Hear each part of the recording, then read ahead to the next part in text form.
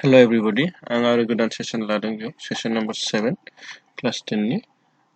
apply cell and range names. So cell names थाखायो आगोलनिफ्रायनो and दाना range खौ जों name होगोन माने cellफोरखौ select खालामनानै जों नाम होगोन हा आरो लोगोसे मोनसे टेबल होदों गाहायाव बेखौनो जों बानायगोन टेबलआ जाहैबाय जोंना बेयाव आइटेम्स होदों बेयाव Apple बानाना cabbage cauliflower, cherry, chili, cucumber, ginger, grapes, guava बेफोरबायदि होदों माने फ्रुट्सनि नाम एन्ड भेजिटेबलनि नाम लोगोसे होदों स' बेयाव जों बेखौ डिभाइड खालामगोन मोननै ग्रुपआव मोनसे जाहैबाय फ्रुट्सनि नाम एन्ड मोनसे जाहैबाय भेजिटेबलनि नाम स' बेखौ जों डिभाइड खालामनानै नायगोन हा स' आं बेखौ ग्रुप ए ग्रुप बि होनो हागोन नामखौ बा फ्रुट्सनि बा भेजिटेबलनि बिदिबो होनो हायो स' बेखौ जों बेयाव बानायगोन एन्ड प्लास बिसोरनि टटेलखौ जों बहनगोन बेबायदिनो बेयाव गाहायाव खिन्थाखादों स' बेखौ आं एक्सेल फाइल बानायना लाखादों बे एक्सेल फाइल बानायना लाखादों आंहा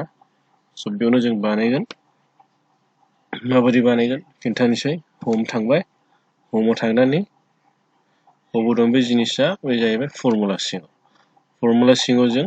नायनो हागोन स' नोंसोरनो आगोल खिन्थाखानि सब सेलनि पार्टिकुलार मोनसे नाम थाखायो नामा जाहैबाय जोंना बेयाव श' जायो जेरै बे D2 बेयाव फैखादों स' जुदि आं बेखौ गासै सेलेक्ट खालामो सरि गासैबो सेलेक्ट खालामबाय होमबाबो मा जाखाबाय D2 आनो जादों नामा बाट जों D9 सिम फैखाबायमोन बाट बेखौ जों D2 ल' नुजादों बाट आं जुदि सिंगोल थाङोबा बे सिंगोल D9 फैगोन जुदि आं सेलेक्ट खालामो बेबायदि गोलावबो खालामोबा E4 आथ' बेसोमोन जों I सिम थांलायबाय होमबाबो जोंना मा जाखो E4 आनो थादों बेबायदिनो जुदि बेयाव फैबाय आं F4 बे गोलावसिम बोबाय आं O सिम बोबाय बाट नामा मा जादों F4 आनो थादों स' बेबायदिनो सेलनि नामा थाखायो दा बेखौनो जों होनो हागोन बेयाव दाना आं फ्रुट्सफोरखौ राननि जुदि माबानोबा फार्स्ट अबाव थांनांगोन डिफाइन नेमाव डिफाइन्ड नेम्स थांनानै डिफाइन नेम डिफाइन नेम खालामनांगोन स' डिफाइन नेम नाम होनि ग्रुप ए होनानैसै ग्रुप ए आव बबे सेल थागोन बे नुजाखादों स' आं बेयाव एप्पल होनसै फार्स्ट बेनि उनाव कन्ट्रल थुना लाखिनांगोन बेनि उनाव बानाना बेनि उनाव चेरि बेफोर जाया गुआभा मैंग' पाइनापल बेफोर जाहैबाय जोंना ग्रुप ए स' बेखौ अके सेरदो जाहैखाबाय बाट बे मा होदों the name that not entered is not valid नाम होनाया भेलिड जायाखै एन्ड मानो भेलिड जायाखै ग्रुप ए होबाय आं स्पेस होदों बेयाव बेनिखायनो बे मा होनदों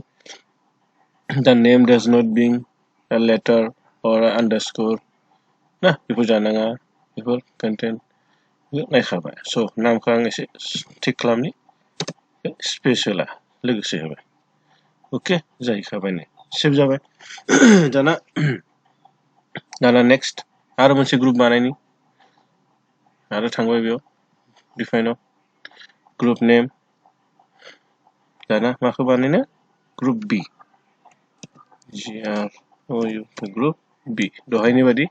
लोगोसे होनांगौ हा स्पेस होनाङा स' होखाबाय एन्ड बेखौ नाङा बे जायगाखौ नांखाया जोंनो दानखानि स' फार्स्ट केबेज बेनि उनाव chilli cucumber ginger and tomato जाखाबाय स' अके सोदो ना ग्रुप बी जाहैखाबाय दाना नै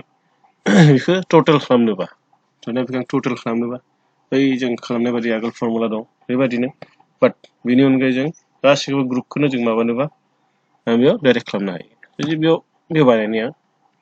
इकुवेल टु होबाय साम लिरबाय ब्रेकेट होबाय मा होदोंमोन ग्रुप ए